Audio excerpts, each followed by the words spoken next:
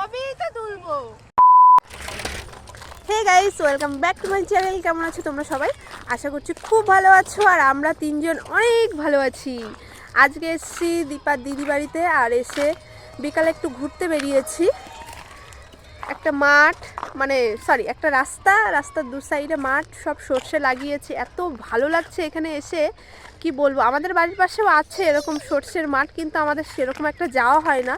এরকম রাস্তাও নেই ফাঁকা। হ্যাঁ, রাস্তা থাকলে বেশ যাওয়াই যেত। এত দারুণ লাগছে এই পরিবেশটা, ভীষণ ভালো লাগছে। তোমরা পুরো ভিডিওটা দেখতে থাকো। দেখি কি এই আমরা এগুলোতে ছোটবেলা ভীষণ খেলতাম, এখন তো বড় হয়ে গেছে। ওইটা করে দেখ।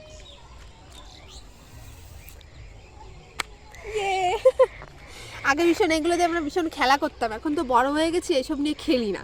হ্যাঁ, দেখো এই সাইডে কত সুন্দর লাগছে। একটু পরে আমরা বাড়ির দিকে চলে যাব। বাবা কত ভালোবাসা। বয়ফ্রেন্ড নেই তো কি হয়েছে, বান্ধবী আছে, দেখো দিয়েছে, কত সুন্দর লাগছে। দেখ একটু সামনে আয়, একটু ক্যামেরাটা ধর। হ্যাঁ, আমি তোর জন্য একটা নিয়ে আসি। সর্ষে বাগানে চুরি করতে যাচ্ছি, ওর জন্য ফুল। কেউ কোথার থেকে দেখলে আমাকে দেবে। একে তো এদের এখানে আমি বেড়াতে এসেছি। দেখো এটা তো আমি লোকের জমিতে আমি চুরি করেছি শুধু ওর জন্য না, আমি একা করিনি, ও চুরি করেছে। এখন এর এখানে আমি দিয়ে দেবো সুন্দর করে। বাহ, আমাদের দুজনকে ভাল লাগছে তো। হ্যাঁ, খুব সুন্দর লাগছে। অশ্মি বল মা, ভাল লাগছে? হ্যাঁ। ফুল ঢেকে গেল, আমারটা দেখা যাচ্ছে না, ঢেকে গেছে। দেখি। আমি বলছি কি যে ওইখানে মাঝখানে একটু যাই, মাঝখানে গিয়ে ছবি তুলি, চল না। আরে লোকে মারবে, পিটাবে সব ধরে দাঁড়া হাতের মধ্যে। ওইখানে গিয়ে ছবি তুললে কি হয়? লোকে মারবে লাঠি। আরে কেন মারবে লোকে? হ্যাঁ, আমরা তো একটু ছবি তুলবো, চল না। দেখো কি করে বন্ধুরা, বড় করে ধর। চল না, একটা ছবি তো তুলবো। ঠিক আছে না, আমি ওকে যাবি না, যাবি। ঠিক আছে, যাচ্ছি। দেখুন বন্ধুরা কি করে, এরকম কেউ করে সর্ষে ফুলের মধ্যে ফটো তোলার জন্য। একটা ছবি তুলতে চাইছি, চল না। গাছ দিয়ে দে। বেশি ভেতরে যাস না, মারবে কিন্তু। ভেতরে গেলে তা অবশ্য ঠিকই বলেছিস। হ্যাঁ। আমার তাহলে শোনো, এর পাটা ধরা আমার একদমই ভুল হয়ে গেছে, যেহেতু এখন সর্ষে অনেক বড় হয়ে গেছে। ভেতরে গেলে সত্যি জমির অনেক ক্ষতি হবে, আর এটা ক্ষতিপূরণ আমাকেই দিতে হবে। আমি চাই না শুধু এরকম ক্ষতিপূরণ দিতে হয়। চল তাহলে বাড়ির দিকে যাই এখন আমরা, না হলে সব ফুল নষ্ট হয়ে যাবে। এখানে যে শুধু সর্ষে লাগিয়েছে তা না, দেখো এখানে লঙ্কা গাছও আছে। এ মা, এই গাছটা তো একটা লঙ্কা দেখাও যাচ্ছে না। এই তো এইটা, হ্যাঁ সামনে দিয়ে অনেক আছে। দেখো কতটা সুন্দর এখানে। এখন বেশ সন্ধ্যাও হয়ে যাচ্ছে, শীতও পড়েছে, যেহেতু আমরা শুধু একটা স্টল নিয়ে এসেছি। ঠান্ডাও পড়েছে, শীত লাগছে। বাড়ির দিকে যাচ্ছি, গিয়ে একটু বাজারের দিকে যাব। চলো সবটাই তোমাদের সঙ্গে শেয়ার করবো, আর তোমরা পুরো ভিডিওটা দেখতে থাকো। আমরা এখন যাচ্ছি সাইকেল চালিয়ে বাজারের দিকে। দিদির কাছে ফোন করে শুনে নে। হ্যাঁ রে, এখান দিয়ে আমি ভুলে গেছি। আর তুই তারপর দাঁড়াও, হ্যাঁ। তারপর একটা কাকার কাছে জিজ্ঞাসা করলাম মাংসের দোকান কোথায়, বললো এইদিকে। 2 বছর আগে একবার এসেছিলাম, তখন ওকে বললাম যে এই রাস্তায় মাংসের দোকান। ও মোটে স্বীকার করে না যে হ্যাঁ এই রাস্তায়। শুনে ভুল স্বীকার করতে ভালো লাগে না।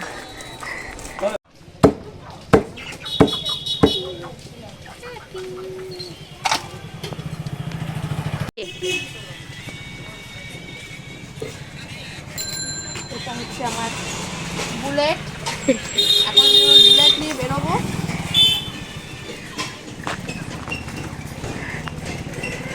দেখিস রাজা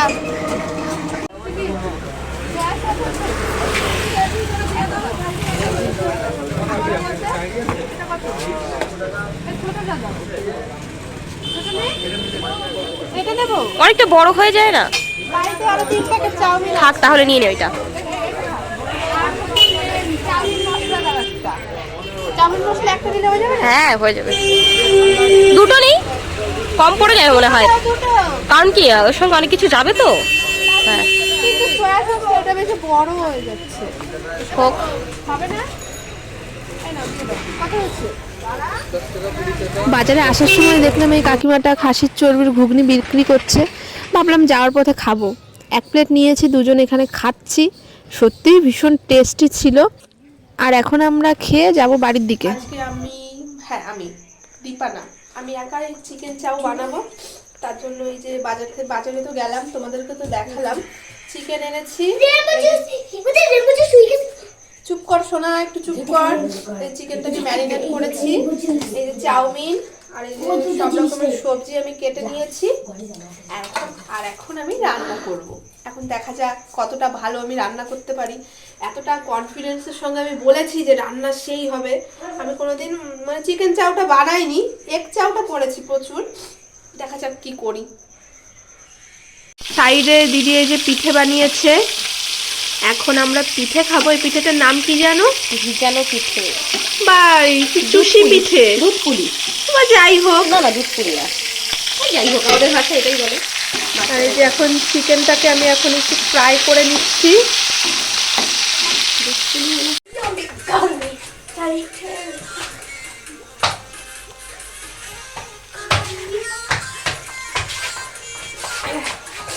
আমরা না আমি এখানে রান্না করছি। এই যে অর্ধেকটা নামানো হয়ে গেছে আর বাকি অর্ধেকটা কড়াইতে আছে। এরা কিন্তু নাচ করেই যাচ্ছে, আর এরা ভাবছে এটা আমি আপলোড করব না। না এ ভাবছে কি এটা আমি আপলোড করব না, কিন্তু এটাও ভুল ধারণা। এটা আমি আপলোড করবই। হ্যাঁ, এতক্ষণ ধরে কষ্ট করে আমি চিকেন চাউটা আমি বানালাম, পুরো ক্রেডিটটা নিল দীপা। কে রান্না করেছে? এই তো বানিয়েছে, যে নামাচ্ছে সে।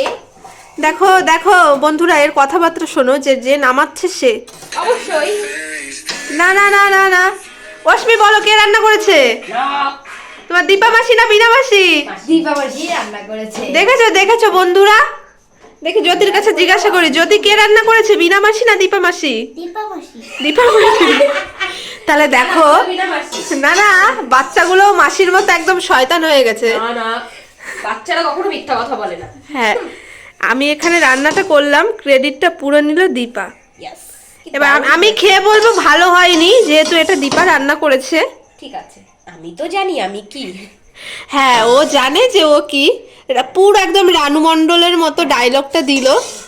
রানু মণ্ডলের মতনই তোমার পরিণতিটা হবে। খেয়ে রিভিউ দিচ্ছি আমি তোমাদের। দাঁড়াও আগে জ্যোতি বলো, কেমন হয়েছে মা রান্না? ভালো। চাউমিনটা ভালো লাগছে খেতে? এবার অশ্মি বলো তো, কেমন লাগছে তোমার চাউমিনটা খেতে? খুবই ভালো লেগেছে। খুবই ভালো লেগেছে। এখন তোমার মাসির থেকে আমি রিভিউটা নেব। না, আমার মাসির সিচুয়েশন ভালো না। দাঁড়াও, তোমরা আমি খাও। বানিয়েছি তো, আমার রিভিউটা। মাসির চপস্টিক দিয়ে খায়, দেখি একটু চপস্টিক দিয়ে একটু খাওয়া, একটু আমাদের একটু দেখাও। এই তো